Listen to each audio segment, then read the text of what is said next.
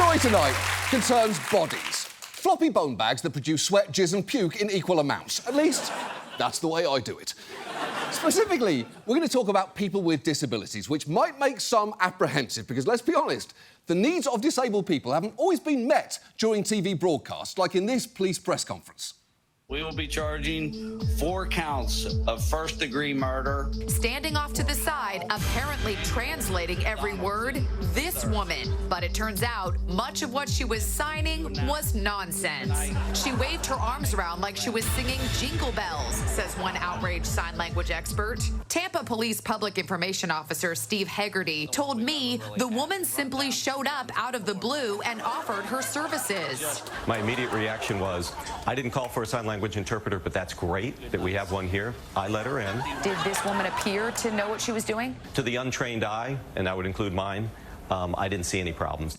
OK, I get that you may be untrained in sign language, but you should be trained in identity verification, because you are, and this is true, the fucking police department. And you didn't find it weird that she just showed up? Those are the gestures of a drunk aunt trying to get your attention across the Thanksgiving dinner table. Be better. Specifically, our story concerns disability benefits, financial support programs managed by the Social Security Administration. It is one of the core functions of that agency, as it once tried to get across in the weirdest possible way. There are 4 times when it's important to have this small card. If you're severely disabled, Social Security is there to help. When someone you depend on dies, Social Security helps keep things going. When you retire, Social Security helps you enjoy the things you worked for. And there's Medicare for hospital and medical bills. Find out about your lifetime protection. Call us. Hey, what the fuck? Of all the ways they could have communicated you're disabled and your loved one is dead, mime is hands down the worst. I honestly haven't seen such inappropriate gestures since exactly 70 seconds ago. Also, for what it's worth, I fucking hate mimes. I don't respect their art. They are failed actors, dancers and clowns all rolled into one, a hat-trick of parental disappointment, and there is simply no place for them in polite society. But the point here is, over 15 million people currently rely on disability benefits to provide for basic needs like food, shelter and medical care through a pair of programmes called SSI and SSDI. Very basically, SSI stands for Supplemental Security Income. It's need-based and intended for people who are elderly or disabled with little to no income or assets, while SSDI stands for Social Security Disability Insurance. It's for people who've contributed to Social Security through payroll taxes but find themselves unable to work substantially due to a disability. And if you qualify for either, you also qualify for Medicare or Medicaid. So these programs are the key safety net for many of those with disability in this country. Unfortunately, as anyone who's tried to apply for them will tell you, the application process is an absolute nightmare, far too often resulting in situations like this. And I have dragged my butt in and out of Social Security offices. I have begged, I have cried, I have pleaded. I am disabled, I am disabled, I am disabled. My doctor has sent letters. You don't qualify. We're not able to survive. I have sold everything that I own of any value with the exception of my wedding ring. That is awful. And the fact is, most disabled people who apply for disability benefits do get denied.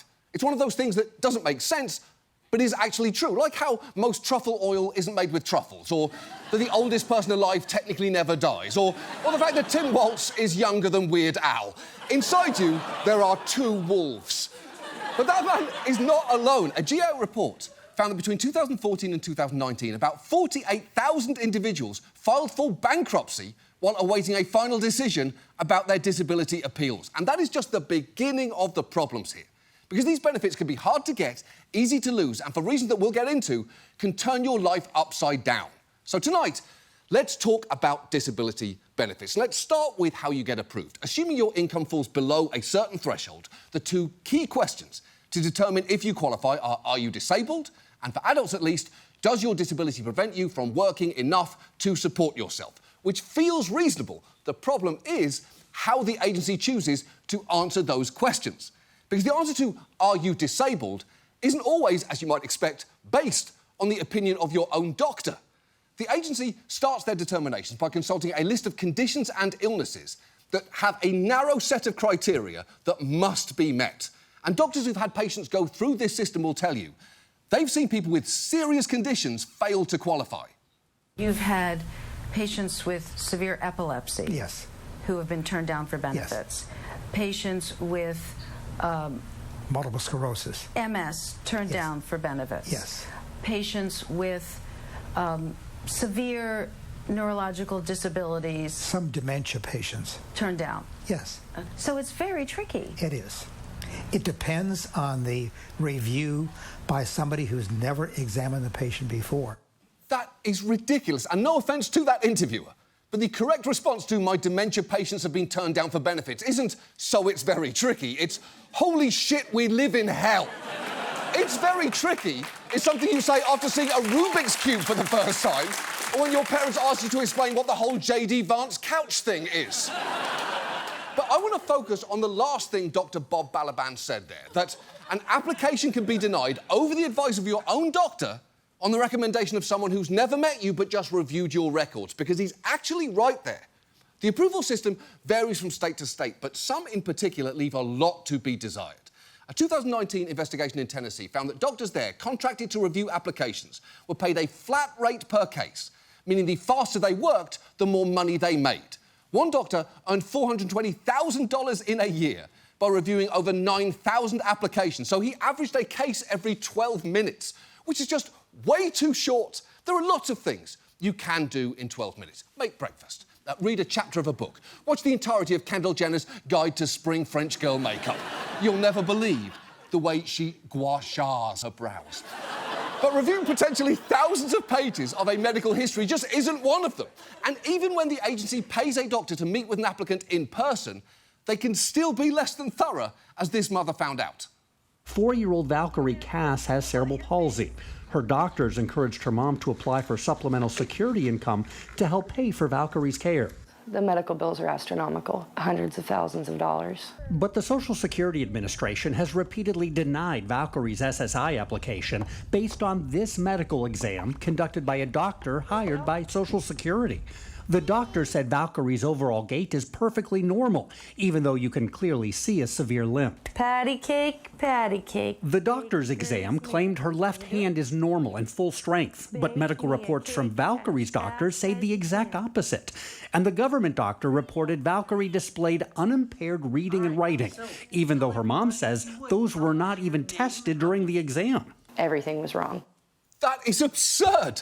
The only way that report could have been any more wrong is if it had gone on to describe the plot of Stuart Little. Valkyrie is a precocious mouse that's been adopted by Gina Davis and Hugh Laurie, but this has no bearing on her reading and writing. Benefits denied. And on top of that, the agency's criteria for a disability can be wildly out of step with modern medical practice. Take kids with sickle cell disease.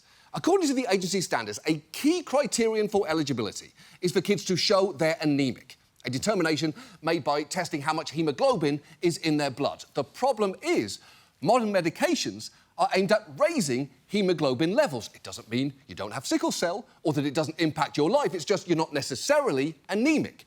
But Social Security still looks for severe anemia when deciding eligibility, with one doctor saying kids are almost getting punished for having the modern medical treatment, which is awful. Medical treatment should not feel like a punishment. Something, by the way, that should probably be pointed out to whoever the fuck invented the mammogram machine, because it's 2 plastic binder covers smashing your boob and holding it there in timeout. Let me be clear, mammograms are important and you should absolutely get them regularly, but let's not all act like they don't feel like the titty gallows.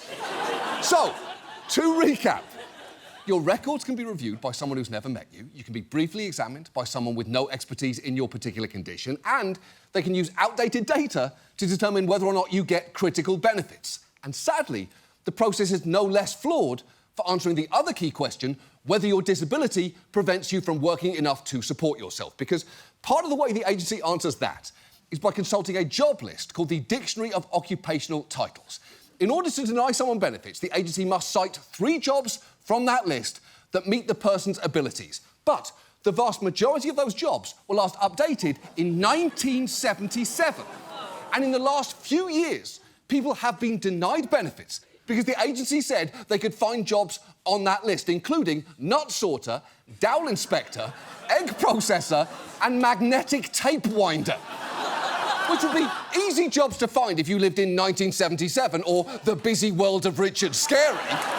But it's a ridiculous list for the modern day. Also, and this isn't strictly relevant, the Dictionary of Occupational Titles doesn't have a website that looks like it was made in this century either, because that looks like the first website.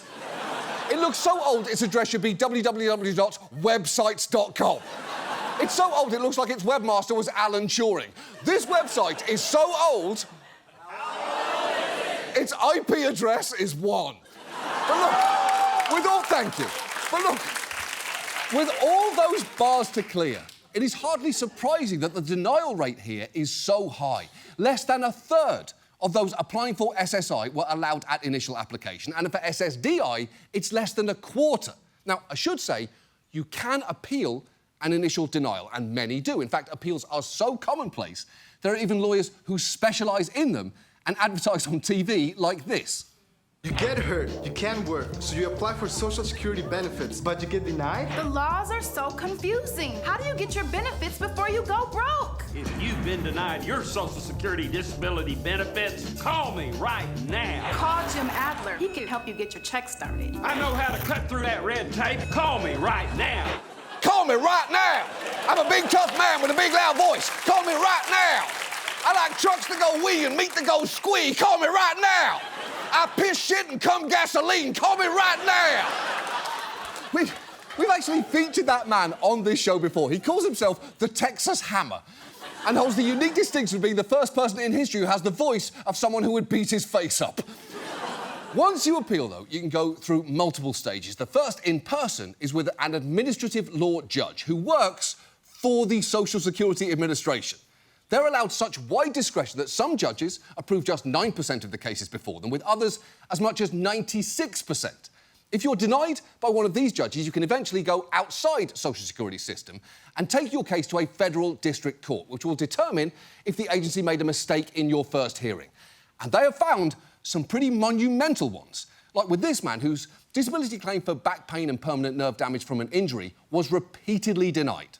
Turns out both Social Security and an administrative law judge denied Jonathan's disability based on someone else's medical records. The judge didn't notice that? No, nobody noticed this. I just think it's carelessness. I mean, we see mistakes like this that happen all the time. All the time? It is not great that a federal agency seems to have the same eye for detail as a hungover Starbucks barista. Disability benefits for, looks like Bicol. Benefits for betrayal. I've got a betrayal here.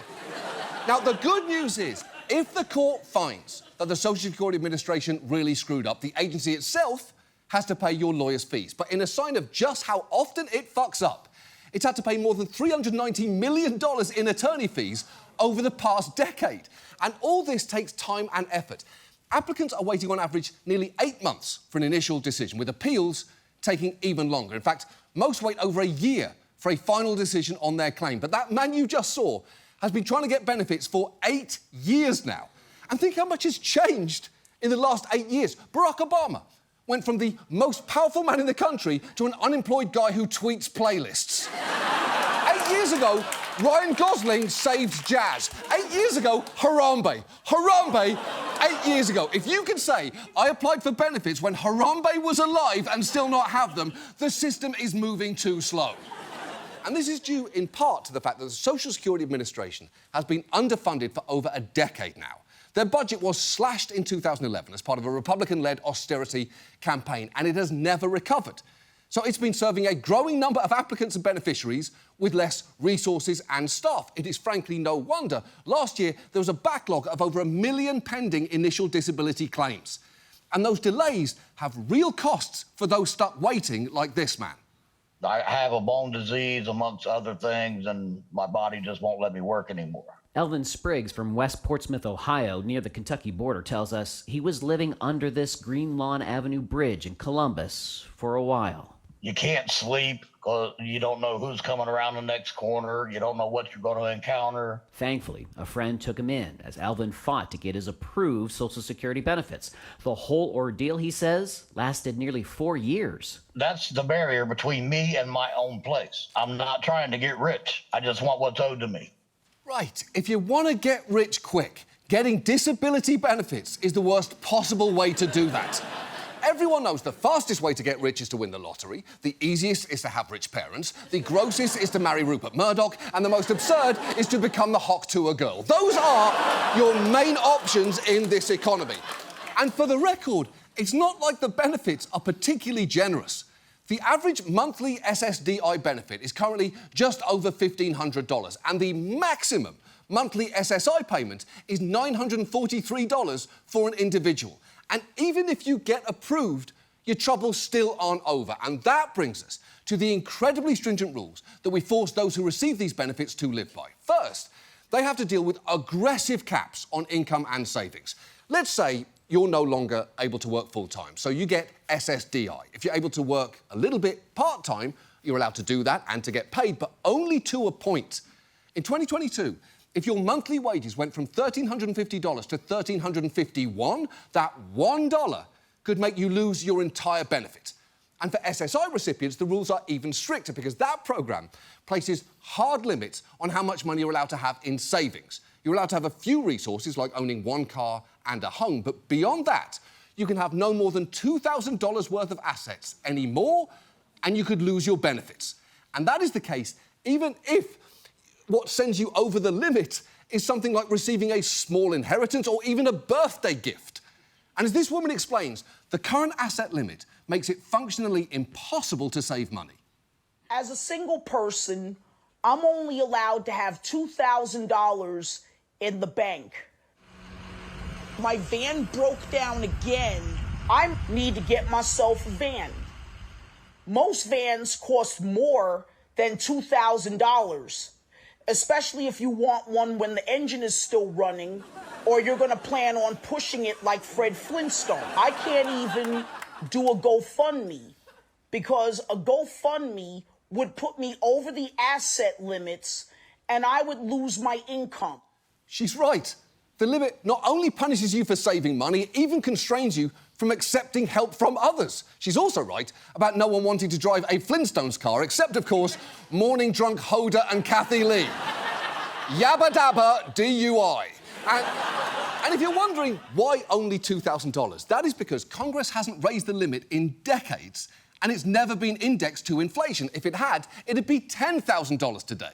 And you should note the agency polices this vigorously, sending overpayment notices to more than 2 million people each year.